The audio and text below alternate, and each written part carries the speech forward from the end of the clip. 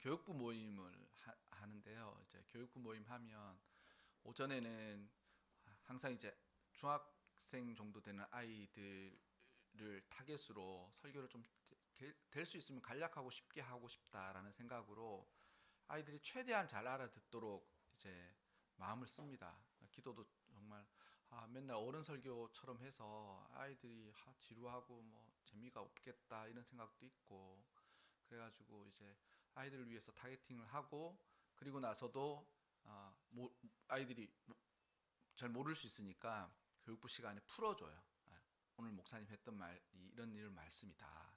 목사님 하고 싶었던 말은 이런 거였는데, 그거를 풀어가기 위해서는 이 얘기 저 얘기 뭐 이렇게 얘기를 합니다. 근데 제가 그런 이야기 하면서도 가끔씩 그런데 되게 마음이 벅차오를 때가 있어요.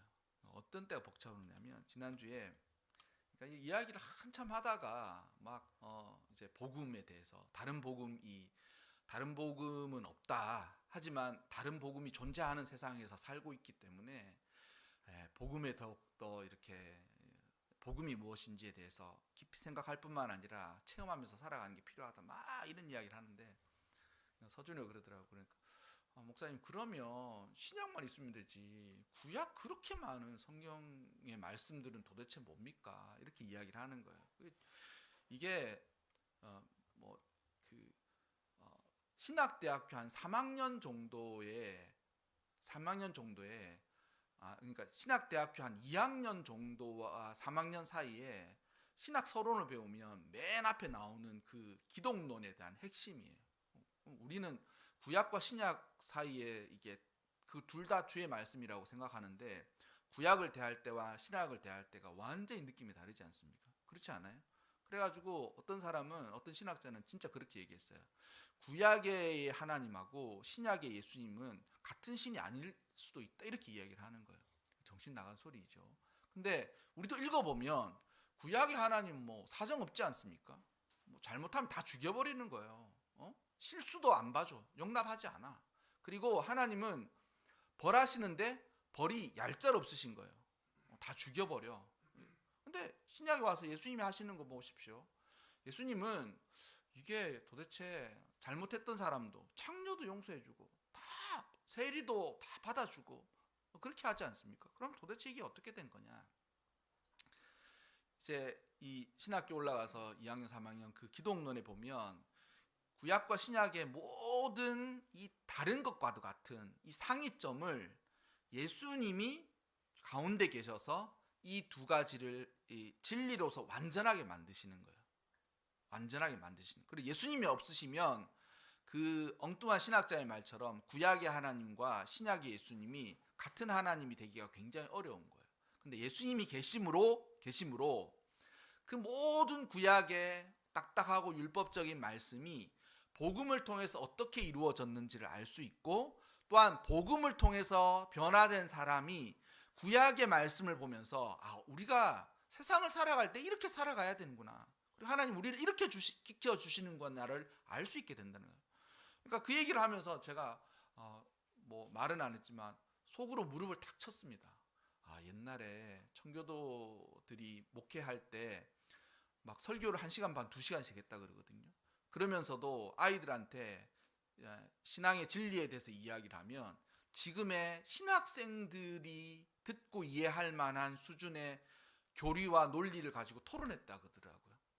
그러니까 아주 진짜 예수님이 이렇게 하셨는데 이것은 무엇입니까? 이것을 위해서 우리가 삶을 살아갈 때 무엇이 필요합니까? 이런 이야기들을 막 오전에 설교하고 나면 오후에 앉아서 아이들이 그런 걸 가지고 토론했다는 거예요. 제가 지난주에 들으면서 진짜 이게 가능하구나 싶더라고요. 그러니까 중학교생이 벌써 신학생들이 배울 법한 구약의 이 말씀들이 도대체 무엇이냐, 그러면 이건 어떻게 해야 되냐, 이런 이야기들을 묻는다는 거예요. 여러분, 구약과 신약 둘 다 진리의 말씀이고 언약의 말씀이에요. 근데 이 두 언약의 말씀이 예수님이 안 계시고 예수님의 복음의 그 역사가 없으면 이 두 가지는 진리로서 서로 완전할 수가 없습니다. 완전할 수가 없어요. 그래서 예수님을 제대로 만나지 못한 사람이 둘 중에 하나인 거예요. 어떻게 제대로 못 만나면 구약을 보고 딱딱한 율법주의가 믿음이라고 생각하는 거예요. 하지 마. 교회에서는 다 하지 말라는 거예요. 술도 먹지 말고 담배도 피지 말고 간음도 하지 말고 다 하지 마. 왜 하지 말아야 되냐? 하면 벌 받아 이러는 거예요. 천국 못 가 이렇게 이야기하는 거예요. 근데 또 어떤 주의는 있냐면 하나님 다 용서해 주신다는 거예요.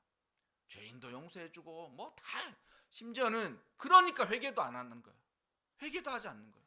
자신이 인생이 얼마나 큰 죄인인지도 모르고 그냥 살면서 예수님 봐 다 용서해 주시는 거야. 다 이해해 주시는 거야. 예수님 나보다 나를 더 잘하시기 때문에 내가 세상에서 어떤 짓을 하고 살아가도 결국 예수님 우리를 위해서 피 흘려서 돌아가셨으니 우리는 그 천국 가는 거예요.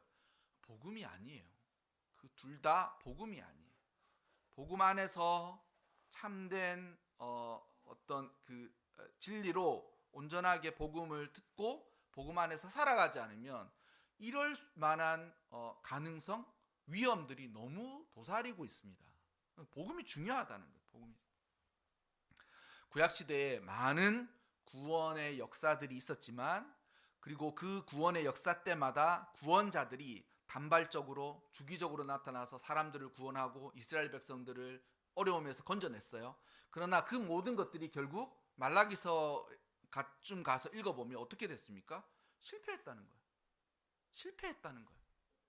실패했다는 거예요. 심지어는 다윗과도 같은 성군이지만 그가 낳은 아들, 그가 세운 솔로몬 왕이 있고 난 이후에 급격하게 역사가 쇠락으로 쫙 퍼져가면서 결국 우리는 이 모든 것을 온전하게 완성하실 메시아를 기다려야만 하고 그분이 올 때까지 기다리라는 거예요. 기다리라는 거예요.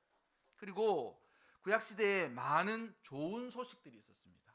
하나님 우리를 구원하실 거야. 좋은 소식, 아름다운 소식들이 성경 곳곳에 소식으로 들려졌어요. 내가 너희를 구원하리라. 너희와 함께하리라. 오늘 우리가 아까 전에 찬양 불렀던 거 보면 보라 너희는 두려워 말고 하나님 걱정하지 마 이렇게 얘기하시는 거예요. 내가 너희와 함께하고 너희를 안아 너희와 함께 삶을 인도하리라 그렇게 이야기하시는 거예요. 그러나 그 모든 소식들이 결국 우리가 처한 모든 어려움에서 우리를 건져낼 수 없다는 것을 알고 결국 예수 그리스도의 복음으로만이 이 모든 좋은 소식의 완결이 이루어지는 거예요. 완결이 이루어지죠. 내일 계약 안 해.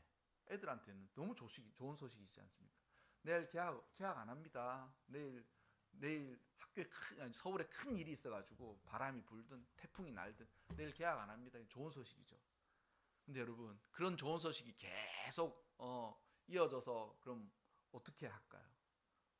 계속 그런 좋은 소식만 이어져요? 공부 안 해도 되는 세상은 오지 않습니다. 공부 안 해도 되는 세상은 오지 않아요. 근데 그 마음은 있을 수 있죠. 예수님을 믿고 복음 안에서 변화된 아이들만이 단발적으로 주어지는 이런 좋은 소식들에 현혹되지 않고 복음 안에서 변화된 삶을 살아가는 거예요. 그래서 공부해야 할 곳에서는 공부를 하고 또한 그 공부가 자신의 삶 가운데 이렇게 습득되어서 필요한 곳에 적절하게 이렇게 사용하면서 가능한 거예요. 그래서 결국 해보면 공부하는 것이 참 좋은 일이다라고 생각하고 스스로 이제 책을 사서 보고 궁금한 것들은 연구하게 되고 그리고 그 분야의 지식을 갖게 되고 그 지식으로 삶을 이렇게 구가하면서 자신의 뜻을 또한 하나님의 의를 이루면서 살아가는 삶을 아이들이 복음으로만 가능한 거예요. 복음으로. 예수 그리스도가 복음 그 자체이십니다. 그리고 예수 그리스도께서 하신 말씀, 그의 사역, 그리고 그가 십자가에서 구속과 구원을 이루신 그 자체가 복음 그 자체인 거예요. 그래서 하나님의 아들 예수 그리스도 그는 복음의 시작이다라고 마가복음에 나와 있는 거예요. 이게 진리입니다. 이게 진리예요. 다른 진리가 있는 게 아니라 이 진리를 알아야만 이 진리가 우리를 죄에서 자유하게 해요. 우리를 억압하고 우리를 묶고 있는 모든 죄에서 우리를 자유롭게 할 수 있는 유일한 방편인 거예요. 이 진리를 알아야만 우리가 우리 삶 가운데서 주어져 있는 모든 죄의 어떤 억압들 아니면 힘든 고통들 하여튼 이 모든 것들이 이 진리로만 자유케 되는 것입니다. 다른 방법은 없어요. 복음을 듣고 복음을 믿음으로 받으면 그 그 누구든 구원을 얻는다. 이게 복음의 핵심이지 않습니까? 그러니까 이 진리와 이 복음의 능력이 꼭 이루어져야 된다라는 것이죠. 내가 복음을 부끄러워하지 아니하노니 이 복음은 모든 믿는 자에게 구원을 주시는 하나님의 능력이 됩니다. 모든 믿는 자에게 구원을 주시는 하나님의 능력. 그 사람이 어떤 상황에 처해 있든 어떤 문제가 있든 몇 살이든 그가 어떤 위치에 있든 그가 구원을 얻기 위해서는 복음이 필요하고 복음만이 필요한 거예요. 다른 게 필요하지 않아. 그래서 유대인이든 헬라인이든 죄 있는 여자든 남자든 성별에 상관없이 이 복음을 믿고 이 복음을 믿는 자들에게 구원해 주시는 하나님의 능력을 경험할 때라면 그는 구원을 얻는 사람인 것입니다. 그래서 아브라함이 그랬잖아요. 아브라함이 하나님을 믿음에, 갈라디아서에 나오는 말씀이거든요. 아브라함이 하나님을 믿음에, 그것이 이제 그 믿음의 어떤 그 아브라함의 믿음의 의의가 되었다라고 하는 거예요. 하나님 그 믿음을 그렇게 귀하게 보시는 거예요. 이게 눈에 보이지 않고 손에 만져지지도 않는데 하나님이 말씀하시는 것을 아브라함이 그대로 믿은 거예요. 그대로 믿은 거예요. 그리고 그것으로 인하여서 아브라함이 믿음의 조상이 되었고, 이것은 당연한 거예요. 진짜 잘 생각해 보면 왜 아브라함이 믿음의 조상이 될 수밖에 없었는지는 그 믿음의 의로 그가 그렇게 된 거예요. 아브라함이 하나님을 믿음에.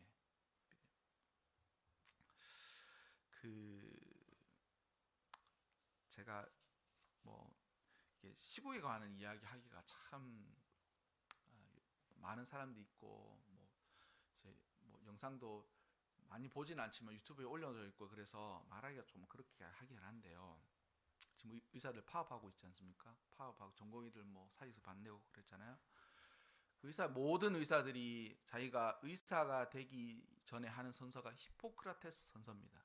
그리고 히포크라테스를 의사들이 모든 의학의 아버지다라고 이야기를 해요. 그리고 그 사람은 기원전 4세기의 사람이었거든요. 기원전 4세기의 사람이었는데 그 사람이 의사의 아버지, 모든 의학의 아버지이고 심지어는 의성이라고 불러요.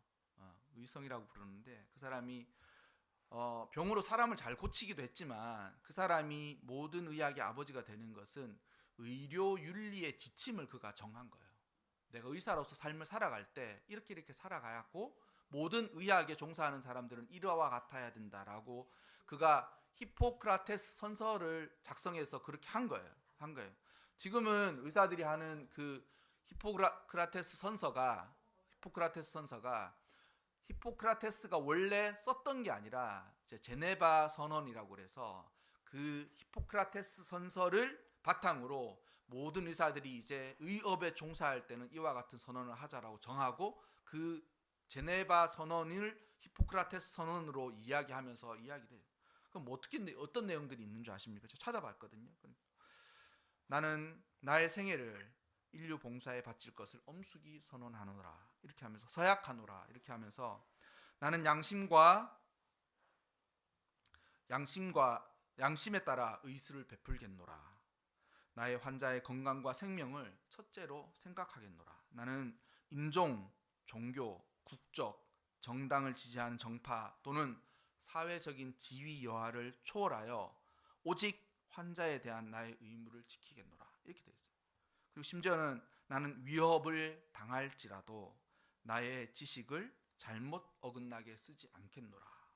그리고 나는 이것으로 나의 명예를 받들겠노라. 모든 의사들이 이 히포크라테스 선언을 하고 의사가 되거든요. 이게 제가 생각하기에는 의사들의 복음이야. 의사가 의료 윤리를 가진 의사들의 복음이거든요. 나중에 제 생각인데 그냥 이건 저의 그런 위트라고 생각하세요. 의사들이 가는 천국이 있으면 히포크라테스가 그 앞에 서가지고 의사들이 왔을 때 이렇게 살았냐고 물어볼 거예요. 너 의사야? 그런 의사가 들어가는 천국에 들어가고 싶습니다. 그러니까 의사가 들어가는 천국에 히포크라테스가 앞에 딱 서가지고 네 삶을 가져와. 그래서 이 선언에 합당하게 살았냐라고 물어볼 거예요. 물어보고 제 생각으로 많지 않습니다. 그 히포크라테스 선언에 합당하게 살아간 의사들이 의사의 천국이 그게 의사들의 복음인 거예요. 의사, 의료 진리, 의료 윤리, 의사로서의 직업을 가진 사람들의 그게 복음인 거예요. 근데 그것을 따라서 살아가는 사람이 많냐? 많을까요? 자, 묻고 싶은 거예요. 얼마나 갈 수 있을까요? 야, 너 정말 내 아이의 선언을 하고 의사 됐지만 이 선언을 따라서 살아갔냐? 이 선언대로 너가 정말 아무것도 저기 하지 않고 오직 나를 인류 봉사에 엄숙히 바칠 것을 선언하면서 내가 가진 모든 지식과 재능을 환자를 첫째로 생각하고 인종과 종교, 국적, 정당에 상관없이 지위여하에 상관없이 환자에 대한 나의 의무를 다하겠다라고 하면서 그것을 나의 명예로 받아들이겠다라고 살아가는 의사가 지금 많지 않습니다. 지금 왜 그렇게 그런 방법을 하는지 자신들의 할 말은 있겠죠. 근데 여러분, 제가 보기에는 이 히포크라테스가 선언에 따라서 히포크라테스, 그러니까 의사의 천국에 갈 사람 제가 보기에 많지 않아요. 근데 여러분, 그러면 우리는요 주의 복음을 듣고 복음을 따라서 살아간 사람만이 주님이 계신 곳으로 가지 않겠어요? 아까 전에 히포크라테스의 이야기는 제가 위트라고 말씀드렸지만 이거는 진짜 정말 그런 거예요. 누가 주님이 계신 그 천국에 가겠냐? 주님이 계신 그 하나님의 나라에 갈 만한, 그리고 하나님의 갈 수 있는 인정을 받겠냐? 복음을 따라서 복음을 듣고 복음을 따라서 살아간 사람만이 거기 갈 수 있는 거예요. 바울이 오늘 성경에 뭐라고 되어 있습니까? 보면 복음을 위하여 모든 것을 행함은 복음에 참여하고자 함이라. 나는 복음을 들었다. 그리고 복음을 따라서 모든 삶을, 내 온 삶을 다 살아갔는데 그 이유가 뭐냐면 복음에 참여하고자 하는. 나는 복음을 듣고 복음을 따라서 살아가는데 나는 복음 안에 참여하고 싶다. 이렇게 이야기하는 거예요. 복음 중요합니다. 중요해요. 하나님에게 모든 죄 많은 인생들이 돌아갈 수 있는 유일한 방법이 이 복음이고, 이 복음으로 인하여서 우리가 복음을 듣고 변화되고 복음으로 우리가 삶을 이제 살아가야 한다는 것이 주님이 우리에게 말씀하시는 거예요. 그 복음이라는 단어에 앞에 전치 이렇게 앞에 꾸며주는 말로 수식어로 자주 쓰이는 말이 있는데 그 어떤 말이냐면 이거예요. 천국 복음. 복음으로 이해가 항상 그 얘기 듣죠. 천국 복음. 뭐냐면 하나님 나라의 복음이에요. 마태복음에 보면 거의 천국 복음이거든요. 그러니까 복음이라고 인장 얘기해도 돼. 근데 그 복음을 좀 더 명확하고 이렇게 분명하게 이야기하시려고 천국 복음이라 그래요. 그 복음은 하나님 나라, 하늘의 것이야. 근데 하나님 나라의 복음이 이제 세상 가운데 전해지는 거예요. 그래서 천국 복음이라 그래요. 누가복음에서는 똑같은 말이지만 하나님 나라 복음이라고 돼요. 하나님 나라. 하나님이 통치하시는 곳의 복음이라 그래요.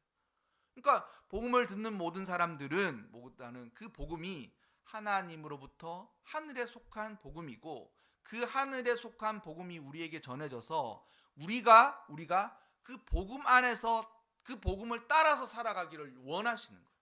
복음을 듣고 복음을 따라서 살아가기를 원하시는 거예요. 복음이 왜 그만큼 중요하냐라고 하면 여러분, 나중에 하나님 우리를 심판하실 때 요한계시록에 이렇게 나와 있습니다. 어떻게 나와 있냐면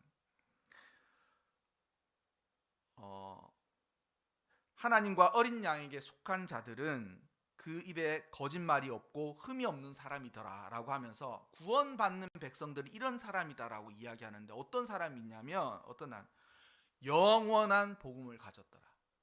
그러니까 그 사람들이 속량을 받아 죄 사함을 받고 하나님과 어린 양이 되시는 예수 그리스도에게 속한 사람들인데 그 사람들의 특징이 뭐냐면 복음으로 보자면 영원한, 그러니까 변하지 않는 복음을 그들이 가지고 있는 거예요. 이 땅에서도 복음을 듣고 복음을 따라서 살았고 그리고 그 영원한 복음을 가지고 하나님의 나라에 가서 하나님의 백성으로 구원함과 인치심을 받은 거예요. 그러니까 하나님 우리 나중에 심판하실 때 그렇게 물어봐셔요. 복음 들었냐? 복음 들었냐? 복음을 듣고 너의 영혼과 너의 삶이 온전하게 변화되었냐? 그리고 그것으로 인해서 이제 끝난 것이 아니라 복음을 따라서 열심히, 바울은 자기가 복음을 듣고 복음을 전하는 사람이었잖아요. 근데도 뭐라 그래요? 나는 다시 복음에 참여하기를 원하노라. 참여하기를 원하노라. 네, 지금 이렇게 세상을 보면서 제가 드는 생각이 뭐냐면, 모든 게 다 혼탁하죠. 혼탁하고 선명하고 분명한 것들이 참 없습니다. 진리가 그만큼 희박할 수도 있기도 하고, 또 진리가 아님에도 불구하고 진리라고 이야기하는 많은 일들이 있습니다. 그래가지고 때때마다 시대 유행에 따라서 많은 일들이 일어나지만 교회 내에서도 이렇게 사람들의 설교 말 이런 걸 듣다 보면 그 생각이 드는 거예요. 저 말이 저게 진짜 복음일까? 이런 생각이 드는 거예요. 저 말이 진짜 복음일까?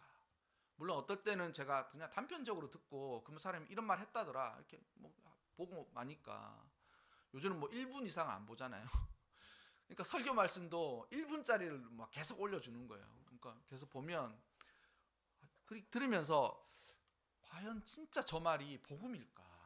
저 말이 주님이 하신 말씀이시고 저 말씀 때문에 주님이 오셔서 하나님이 우리에게 이야기하시는데 저 말씀을 따라서 인생을 살아라고 하실까라고 생각이 드는데 의문이 드는 그런 말씀들이 너무 많은 거예요. 사람들도 하는 이야기를, 믿음의 이야기를 들어보면 저 말이 진짜 복음이고 저 말씀을 위해 예수 그리스도께서 우리를 위해 돌아가셨고 또한 우리가 삶을 살아갈 때 저 말씀을 따라서 살아가야지라고 생각이 드는 말씀이 의문이 드는 거예요. 진짜 저 말이 맞나? 저 말 때문에 저 분이 하시는 저 말 때문에 예수님 돌아가시고 또한 예수님께서도 저 말씀대로 살아라. 야, 저 말씀대로 살아야지라고 말씀하실까라고 생각할 때 물음표가 찍히는 일이 너무 많은 거예요. 너무 많은 거예요. 설교도, 사람들이 하는 이야기도, 주장도, 사람들의 속마음도 주님 나중에 물어보시는 거예요. 우스갯소리지만 교회 몇 번 다녔냐, 출석은 얼마나 했냐, 뭐 돈은 벌었냐, 11조는 냈냐, 다 집어치우고 주님이 복음을 듣고 복음 안에 변화되어 복음을 따라서 살아갔는지를 진짜 물어보세요. 그러니까 이게 요한계시록의 영원한 복음이라는 거예요. 이게 천국 복음이고 하나님 나라 복음이며 영원한 복음이라는 거예요. 영원한 복음. 베드로전서에도 비슷한 말씀이 나오는데, 하나님의 집에 심판할 때가 되었는데 그 심판이 어떻게 되었냐면 하나님의 복음을 순종하지 아니하는 자들, 이렇게 돼요. 하나님의 나라에, 그러니까 교회 아니라고 이야기하는 거죠. 하나님의 집에서 심판이 시작된다는 거예요. 성전 안에서 심판이 먼저 시작된다는 거예요. 근데 그 일들이 어떻게 이야기되냐면 하나님의 복음에 순종하지 아니하는 자들, 이렇게 이야기하면서 그들을 경건치 않은 자, 또한 줄여서 죄인이라고 이야기해요. 저 바깥에 있는 게 아닙니다, 여러분. 요한복음 그 3장에 있는 말씀처럼 하나님을 믿지 아니한즉 이미 심판을 받았다 되어 있는 거예요. 그 바깥에 있는 이야기를 하는 게 아니에요. 우리 안에 있는 이야기를 하는 거예요. 여러분, 이와 같은 마음으로 복음을 듣고 복음을 따라서 살아가시기를 바랍니다.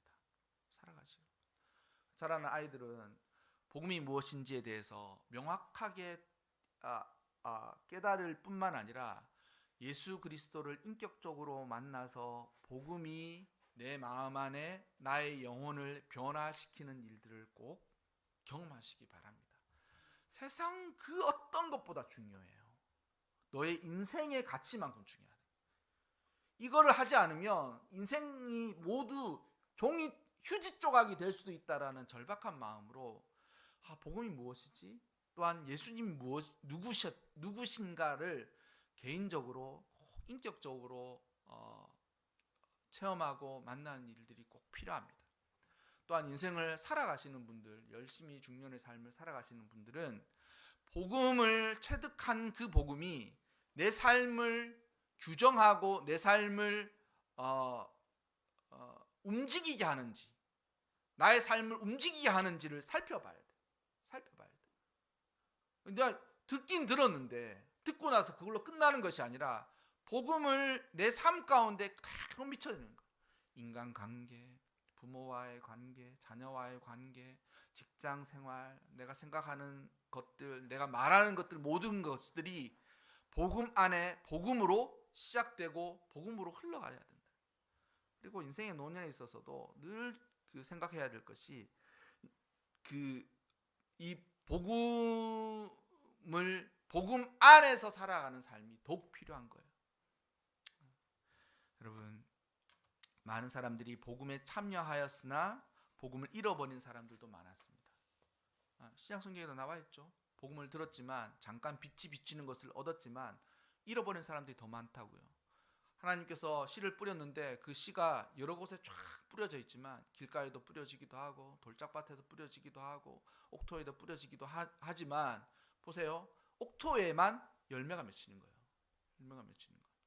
그리고 많은 사람들이 주의 말씀을 들었지만 정말 한 말씀이라도 아주 신실하게 그 하나님의 말씀을 따라서 살아가는 이들에게만 하나님이 네가 작은 것에 충성하였으니 더 큰 것으로 맡기겠다라고 이야기하시. 그러니까 하나님께서 우리 삶을 보실 때 삶이 그렇잖아요. 사람들은 사람이 엄청나졌을 때 알아보거든요. 엄청나졌을 때 알아보아요. 대부분 그 사람이 막 이렇게 하면서 그 사람이 혁혁하여질 무렵에 사람들이 소문이 듣고 뉴스에 나왔다, 뭐 미디어에 나왔다, 유명하다 막 그러는 거예요. 근데 그 사람이 어떻게 만들어지냐면 무명이고 아무도 자기를 몰라줄 때 그때 만들어지는 거예요. 그때 만들어지는 거예요. 복음도 이와 같습니다, 여러분. 복음이 우리가 복음을 듣고 복음으로 변화되고 복음을 따라서 살아가는 삶을 살아가야 돼요. 바울도 나는 복음을 전하는 사람이고 복음을 위해서 삶을 살았지만 다시 복음에 참여하고 싶다라고 말씀하시는 것처럼 이와 같은 일들이 여러분 삶 가운데 꼭 이루어지시기를 바라고 놓치지 않으시기를 바랍니다. 예수 그리스도를 만나시고 예수 그리스도의 복음을 들으셨습니까? 예수 그리스도의 복음으로 말미암아 나의 영혼이 변화되고 나의 삶이 변화되셨습니까? 주님의 음성을 듣고 영혼이 꼬꾸라졌었고 또한 다시 살아나는 놀라운 경험들을 우리 삶 가운데서 이루어졌었습니까? 그것으로 그치지 말고 다시금 복음에 참여하는 삶을 살아가시기를 바랍니다. 그것이 하나님 오늘 우리의 영혼을 두고 요청하시는 주의 간절한 외침입니다. 이와 같은 삶을 꼭 살아가시기를 바랍니다.